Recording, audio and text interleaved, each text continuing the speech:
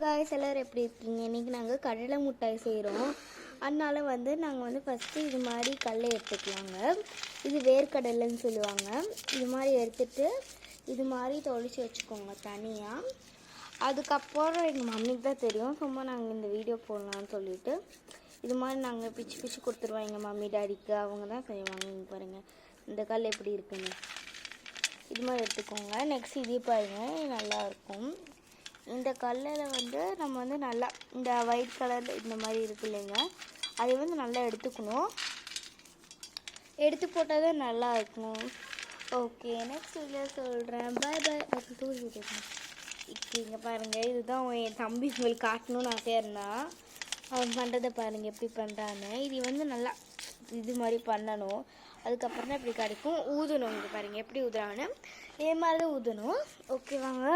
Okay, இது video தான் என் தம்பி உங்களுக்கு காட்டணும்னு நினச்சிட்டு இருந்தான். இங்கே பாருங்கள், இது எங்கன்னு இப்படி வர மாதிரி.